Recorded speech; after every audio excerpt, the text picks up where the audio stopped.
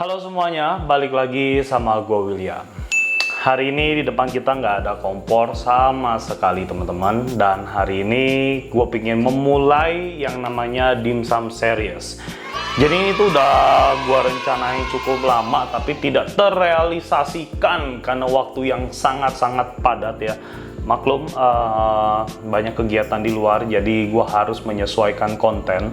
Oke, jadi beberapa waktu ke depan ini gue akan mungkin membahas banyak tentang dimsum, mulai dari apa itu dimsum sampai ke variasi-variasi menunya teman-teman. Dan sudah kalian lihat di depan gue ini udah gue sediain berbagai macam peralatan dapur. Yang pastinya alat-alat ini tuh yang wajib kalian punya untuk membuat sebuah dimsum dari nol ya.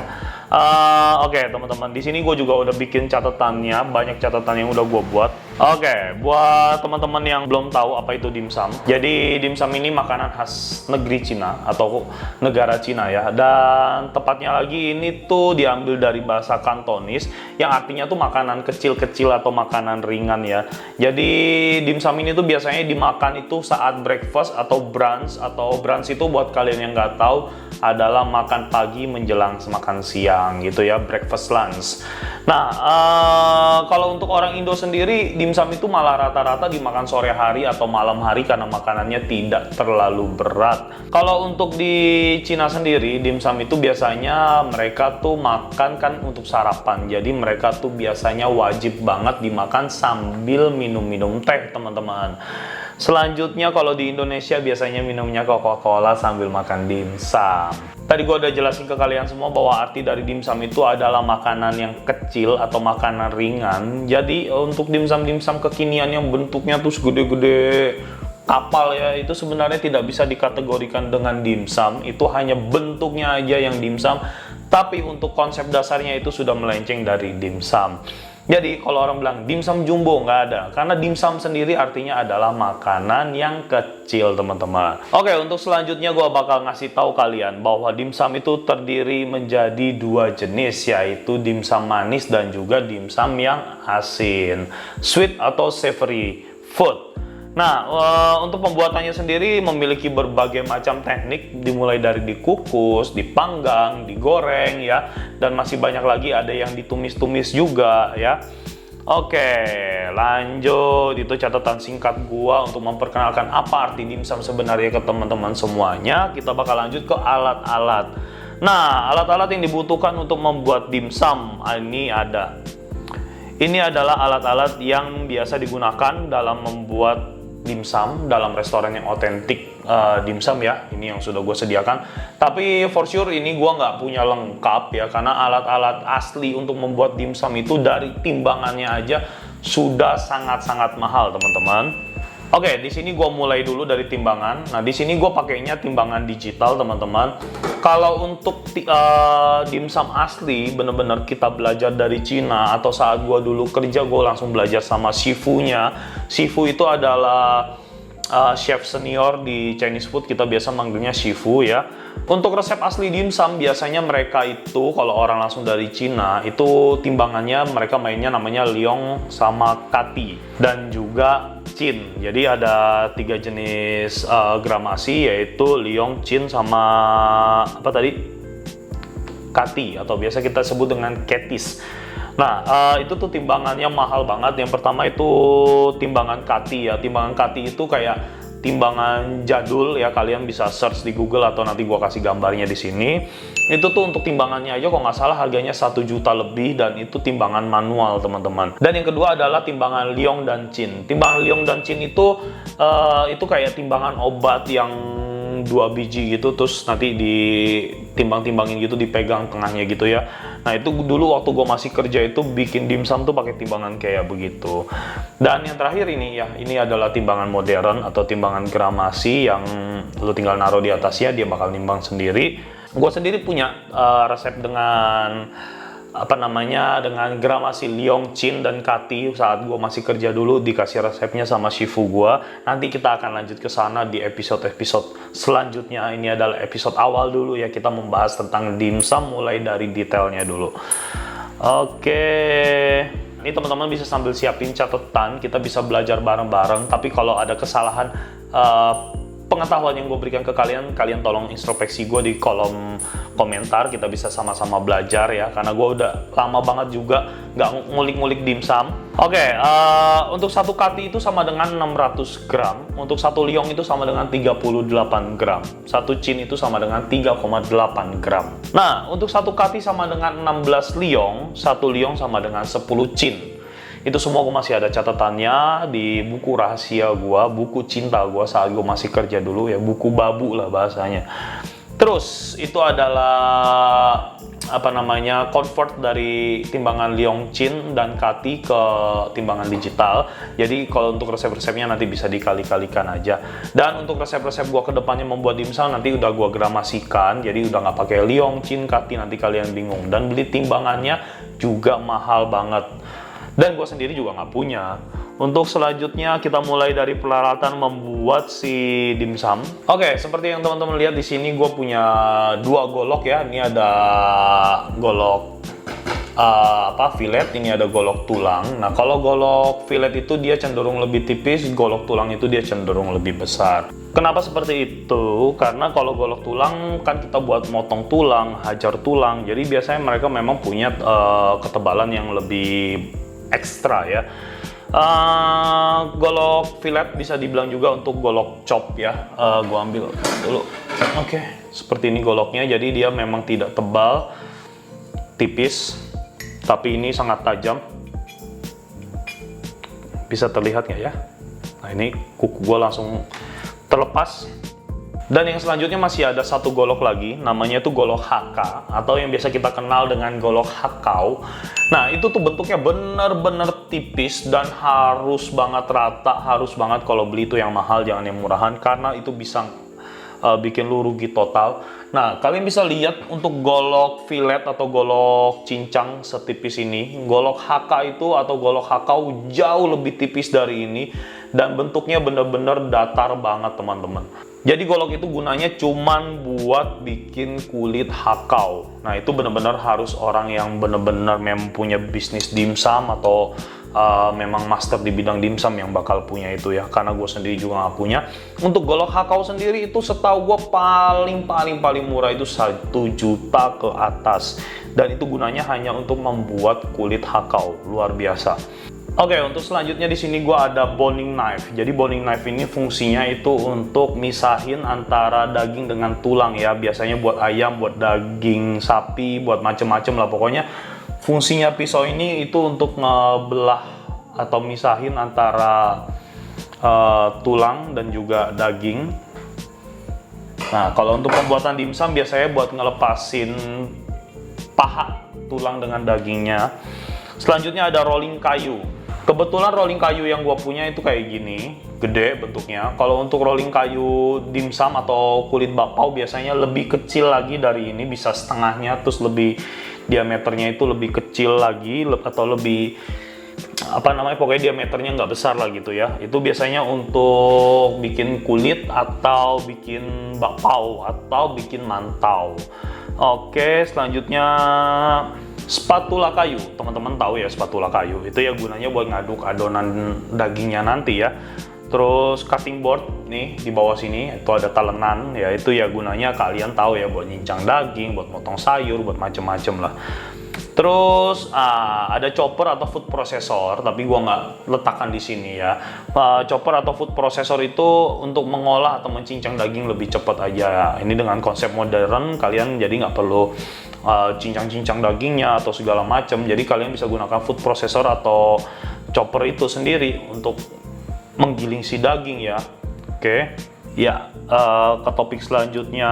Nah, oke. Jangan lupa catatannya masih dipegang dengan pulpennya. Daging untuk membuat dimsum. Nah, daging untuk membuat dimsum itu disebutnya ham ya. Jadi kalau misalkan teman-teman yang biasa nyebut isian dimsumnya nggak enak, isian dimsumnya nggak enak. Nah, untuk bahasa aslinya kalian bisa bilang ham dimsumnya nggak enak, nah gitu. Jadi kalian kedengaran lebih profesional saat nanti misalkan ngumpul-ngumpul dengan klub kuliner atau chef-chef gitu ya. Oke, jadi kalau misalkan dimsum yang isinya ayam, itu namanya berarti isiannya ham ayam. Kalau yang isinya udang kayak hakau, berarti itu namanya ham udang. Dan untuk misalkan dimsum-dimsum yang menggunakan daging babi, itu ya disebutnya ham babi gitu aja ya. Sangat-sangat gampang ya. Selanjutnya, nah ini juga banyak yang nggak tahu, yaitu kulit-kulit dimsum, macam-macam kulit-kulit dimsum. Nah, teman-teman, kulit dimsum itu sebenarnya ada dua jenis, yaitu kukus dan goreng, dan metodenya seperti ini. Kalau kulit kukus itu bisa digoreng, tapi kulit dimsum atau pangsitnya yang buat goreng itu tidak bisa dikukus. Jadi teman-teman dalam pembuatan dimsum harus membeli yang benar ya. Jadi jangan sampai kalian salah beli dan nanti hasilnya itu akan menjadi sangat-sangat sayang gitu ya. Misalkan kalian udah bikin hamnya capek-capek, setelah itu kalian beli kulitnya salah, terus kalian udah bikin di rumah sampai jadi semua, pas dikukus kulitnya kagak lembut-lembut alias keras kayak sendal jepit ya, itu karena kalian salah beli. Nah, kemarin juga ada yang DM gue tuh di Instagram. Nah, itu untuk jenisnya. Terus selanjutnya untuk kulit dimsum sendiri itu kan ada berbagai macam, teman-teman yang nggak tahu nih ya. Ada yang bulat, ada yang kotak, terus ada kulit hakau, ada kulit momo. Nah, ini kulit momo banyak yang nggak tahu. Jadi kalau untuk kulit bulat dan kotak seperti tadi, cuman ada dua macam, yaitu kukus dan goreng. Terus ada kulit hakau. Kulit hakau itu terbuat dari tepung tangmian. Kalau buat kalian yang nggak tahu ya, cari aja di Google ya. Pokoknya apa yang gue sebutin lu pada nggak tahu, lu cari aja di Google. Terus ini pembuatannya sangat-sangat mudah, cuman dikasih air hangat doang atau air panas dengan sedikit garam. Yang susah itu yaitu cara pembuatannya teman-teman. Itu bener-bener butuh teknik yang luar biasa banget, dimana lo tinggal neken si kulitnya blek terus jadi bulat. Nah, itu canggih banget. Awal-awal gue kerja di restoran Chinese food, gue sampai bengong ya ngeliatin itu teknik bikin kulit hakau. Kayak punya ilmu magic gitu ya, kayak adonan ditekan seret-seret terus jadi bulat ya, sakti banget. Nah, selanjutnya kulit momo. Nah, kulit momo ini tuh modelnya dia kayak kulit kebab, terbuat dari tepung gitu kayak tortilla. Dan ini tuh dimakan sama bebek packing. Jadi biasanya tuh dia kulit gitu ya, kayak kulit kebab, ukurannya kecil sama kayak kulit siomay. Terus nanti diisi potongan bebek packing, diisi sayur-sayuran sama hoisin sauce. Terus dia nanti digulung terus dimakan sekali hap gitu ya. Jadi untuk dimsum sendiri tuh nggak ada yang ukurannya gede-gede, itu salah guys. Selanjutnya kita ke topik berikutnya, saus cocolan dimsum. Sebenarnya banyak banget saus-saus yang bisa digunakan untuk cocolan dimsum dan itu bervariasi banget, tergantung selera orang juga ya. Tapi pada dasarnya menurut gue yang benar-benar cocok banget buat dicocol ke dimsum itu adalah kecap asin dengan irisan cabai dan juga bawang putih. Selanjutnya kecap asin jahe. Selanjutnya saus sambal dengan bawang putih. Ya saus sambal biasa gitu ya, kayak merek ABC atau Del Monte, dikasih bawang putih mentah, itu mantap banget buat dicocol ke dimsum. Selanjutnya mayo wasabi. Mayo wasabi ini biasanya buat cocolan dimsum yang goreng seperti spring roll dan macam-macam lagi. Terus ada chili oil, terus ada garlic chili sauce. Garlic chili sauce itu yang paling sering banget ada di Indonesia.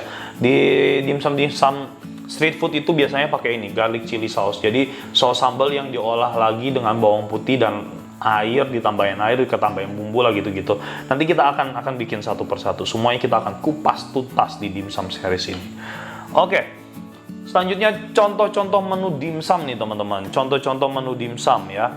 Ada siomay. Siomay juga terdiri dari banyak banget macamnya. Ada siomay yang kantonis, terus ada siomay yang standar gitu ya. Gua nggak tahu itu dari kota mananya. Pokoknya kan macam-macam. Cina itu kan kotanya juga banyak ya. Kalau siomay yang standar itu kan cuman ham aja ya, ham ayam aja, terus dikasih kulit, terus dikukus gitu ya. Pastinya dengan bumbu-bumbu rahasianya. Nanti yang akan gue share ke kalian di dimsum series ini adalah siomay ayam yang resepnya gue dapetin saat gue masih kerja dulu dari shifu gue. Selanjutnya ada kantonis siomay. Nah, bedanya apa kantonis siomay dengan siomay standar? Nah, kalau kantonis siomay ini dia di adonan ham ayamnya itu dikasih jamur shiitake yang dipotong-potong. Bedanya di situ aja. Terus selanjutnya untuk yang goreng-gorengnya nih, ini ada kumis naga, ada bola naga, ada bola naga itu atau ini apa namanya, bola-bola udang. Jadi yang daging udang dibikin bulat-bulat terus dikasih roti yang dipotong kotak-kotak kecil itu. Nanti kita akan bikin itu semua. Terus lumpia kulit tahu, fried wonton, terus ada Chinese spring roll, sama fengzhou atau ceker ayam gitu ya. Terus ada bakpao, ada mantau, terus ada steam meatball, steam ayam udang, steam sapi, sama egg tart yang panggangnya. Jadi macem-macem banget ya, macem-macem banget variasi menu masakan dimsum. Nah, itu adalah beberapa jenis menu dimsum dengan metode pemasakan yang berbeda-beda ya. Ada yang dikukus, ada yang digoreng, ada yang dipanggang. Kayaknya segitu aja dulu sharing kita tentang pengetahuan dasar dimsum. Sekiranya video ini bermanfaat buat teman-teman semua. Di video selanjutnya kita bakal bikin banyak banget variasi dimsum. Satu persatu videonya akan kita kupas tuntas. Terima kasih buat teman-teman semua yang udah nyaksiin video ngobrol-ngobrol nggak jelas ini ya. Intinya ini sama-sama kita belajar aja tentang dimsum, tentang apa itu dimsum sebenarnya. Jadi nanti saat resepnya kita udah bukain satu-satu, gue udah sharing ke kalian satu-satu, kalian bisa balik lagi untuk mempelajari semuanya secara lebih detail lagi. Kayaknya ada satu yang gue belum sebutin nih. Nah, ini ada sendok nih guys. Ya, ini ada sendok. Sebenarnya kita nggak pakai sendok. Untuk membuat dimsum itu ada spatula khusus ya untuk membuat si dimsumnya. Modelnya tuh kayak stick ice cream tapi lebih besar. Oke, gitu aja teman-teman. Terima kasih semuanya yang udah nonton video ini. Sampai jumpa lagi di video selanjutnya. Terus jaga kesehatan. Sampai jumpa. Pokoknya semuanya harus sehat. Semuanya harus patuhin aturan pemerintah. Keadaan ekonomi sekarang, gue rasa semua teman-teman merasakan beratnya ekonomi saat ini. Sama-sama berpositif thinking aja, sama-sama berjuang ya teman-teman ya. Jangan lupa juga ya di follow akun Instagram gue. Intinya ya pokoknya kalau gue sempet gue balas, gue nggak sempet ya balasnya besok-besok ya. Udah gitu aja lah ya. Dari tadi udah terima kasih tapi nggak closing. Sampai jumpa lagi di video berikutnya. See you on the next video. Bye-bye.